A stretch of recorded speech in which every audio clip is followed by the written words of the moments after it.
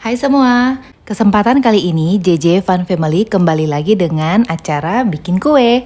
Nah, saat ini kami akan membuat cheese button cookies. Gampang banget dan rasanya super enak. Jamin bikin ketagihan. Simak yuk cara pembuatannya dari awal hingga selesai.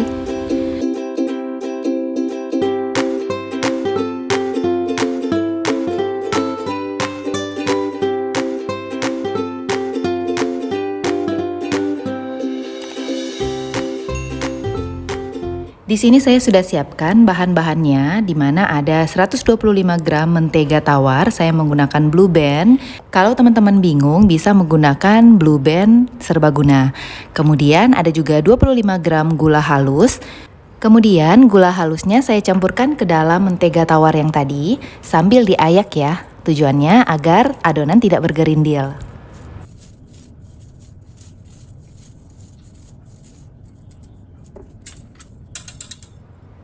Langkah selanjutnya, saya campurkan mentega cair beserta gula halus yang tadi menggunakan whisk. Diaduk hingga tercampur rata.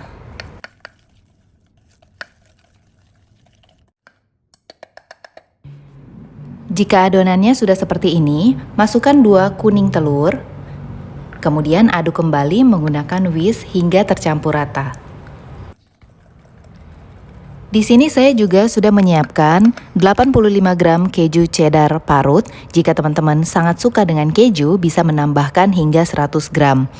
Kemudian saya masukkan ke dalam adonan kuning telur yang tadi dengan mentega, kemudian dicampur lagi menggunakan whisk hingga tercampur rata.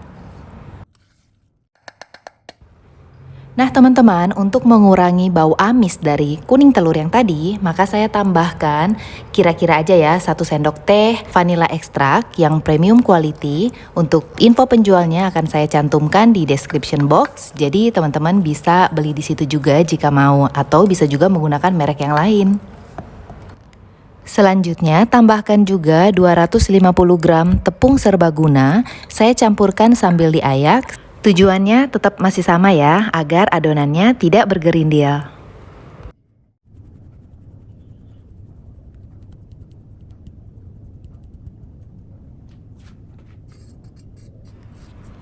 Jika semua tepung terigu sudah masuk ke dalam adonan, campur kembali menggunakan whisk secara perlahan. Kemudian lanjutkan menggunakan tangan. Jangan lupa cuci tangan dengan bersih atau bisa menggunakan sarung tangan plastik agar kuenya tetap bersih dan higienis.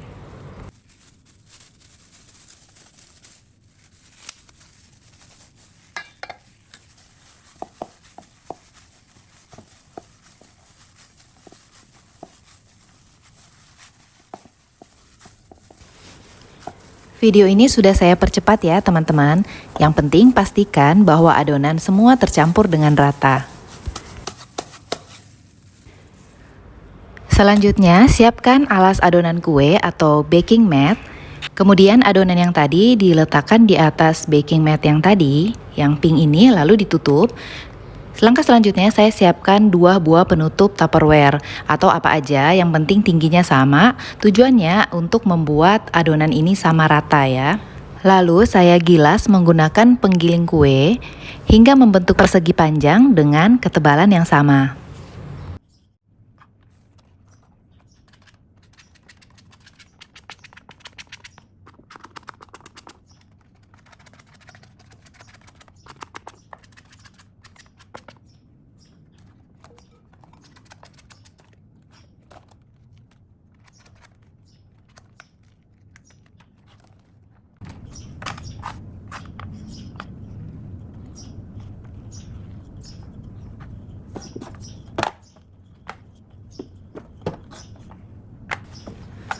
Oh ya teman-teman, ketebalan kue di sini saya pakai patokan sekitar 4 sampai 5 mm. Ya, jadi kurang lebih 4 sampai 5 mm. Makanya tadi saya menggunakan tutup dari Tupperware. Kemudian saya siapkan penggaris, jika ada yang panjang akan lebih baik. Lalu saya akan potong dengan ukuran 2,5 kali 3,5 cm. Jadi 2,5 cm kali 3,5 cm. Jangan lupa sebelum diberi tanda, rapikan dulu bagian sisi-sisi pinggirnya ya. Jadi pinggirannya itu dirapikan agar bentuknya sempurna. Nah, jika teman-teman sudah dapatkan ukuran untuk setiap sisinya, kemudian dipotong menggunakan penggaris, bisa juga menggunakan pisau tapi tetap dengan bantuan penggaris agar potongannya lebih rapi.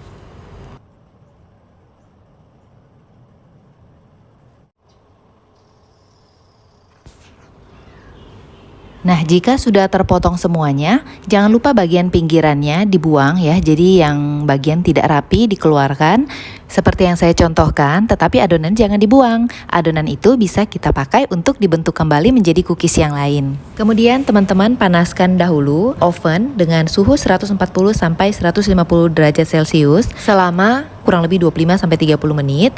Jadi disesuaikan dengan oven masing-masing ya. Oke, tahap selanjutnya kita akan membuat toppingnya atau glazingnya. Di sini saya sudah menyiapkan 45 gram putih telur. Kemudian saya mixer cukup sampai dia berbuih aja atau berbusa. Nah, sebenarnya ada dua cara. Teman-teman bisa kuenya yang tadi dipanggang dulu, kemudian dibikin toppingnya, diolesi toppingnya, lalu dipanggang lagi sebentar.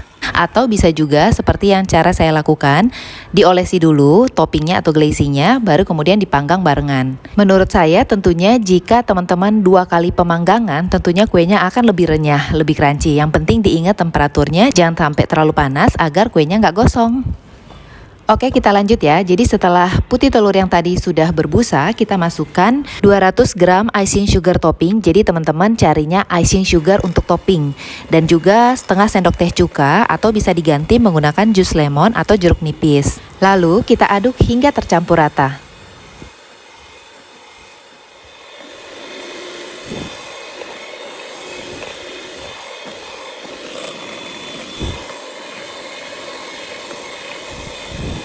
Jika adonan putih telurnya sudah meninggalkan jejak dan jejaknya tidak kembali, jadi udah agak kaku ya, kemudian membentuk seperti koma terbalik, maka udah cukup. Lalu kita ambil sekitar 1 sendok makan adonan putih telur ini, lalu pisahkan ke wadah yang lain. Nah, kita campurkan dengan pasta mocha atau di sini karena saya senang kopi, jadi saya menggunakan pasta kopi mocha. Menurut saya this is the best ya. Untuk banyaknya pasta mocha ini atau pasta kopi mocha ini sesuai dengan selera teman-teman aja. Jika senang warna yang agak muda, maka jangan terlalu banyak, mungkin 1 sendok teh aja udah cukup. Tapi jika senang warnanya lebih tua, maka bisa tambahkan sedikit lagi.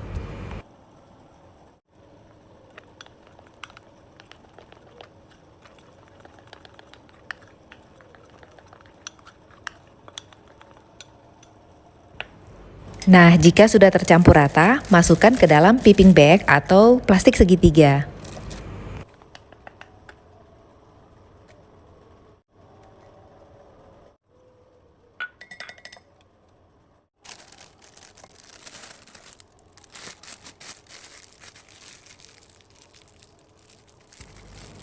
Oke, glazing yang kopi mocha kita sisihkan dulu ya. Selanjutnya, glazing yang putih, yang plain tadi kita tabur ke atas adonan. Ya, jadi seperti ini kita olesi secara merata hingga ketebalannya sama.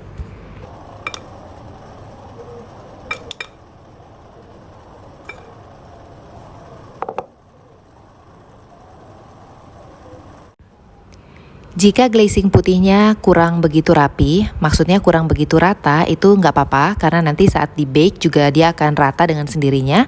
Kemudian kita gunting piping bag yang berisi glazing rasa kopi mocha dengan potongan yang kecil aja, lalu kita bikin beberapa garis lurus. Disarankan garisnya juga jangan terlalu jauh-jauh ya teman-teman. Cuman ya saya masih agak error. It's okay sih karena memang untuk makan sendiri. Tapi memang kalau untuk jualan benar-benar harus rapi dan simetris ya. Nah, saya juga akan membagikan sedikit tips di mana agar supaya garisnya tidak terputus seperti yang saya lakukan di video. Jadi diusahakan glazing di dalam piping bag ini jangan ada udara atau jangan sampai ada gelembung udara.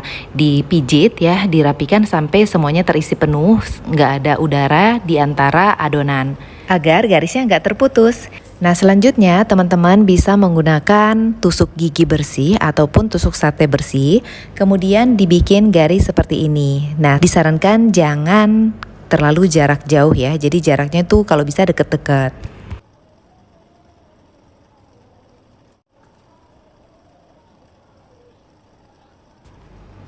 Jika sudah selesai, kita lakukan garis dari sisi sebelahnya lagi dibalas, jadi dari kanan ke kiri. Nah, cantik banget ya teman-teman, hasilnya udah kelihatan.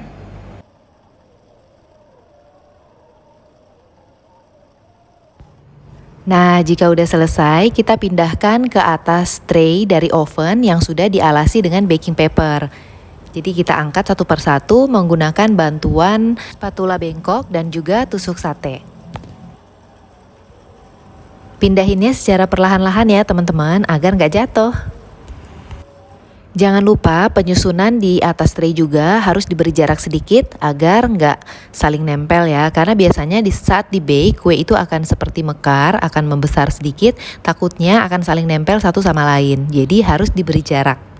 Oke, selanjutnya kita bakar dulu, kita bake kuenya dengan suhu 140 sampai 150 derajat selama 25 sampai 30 menit. Jangan lupa untuk dibalik-balik ya, karena kadang-kadang apinya suka beda-beda, takutnya ada satu sisi yang gosong. Ya, jika udah selesai dikeluarin. Tunggu dingin baru dipindahkan atau dimasukkan ke dalam toples yang kedap udara. Teman-teman, cheese button cookies ini benar-benar enak banget. Teman-teman coba di rumah, wajib coba. Anak-anak pasti suka semua. Dan terima kasih sudah nonton video ini dari awal hingga selesai. Sudah di like dan di share. Sampai jumpa di video selanjutnya. Bye!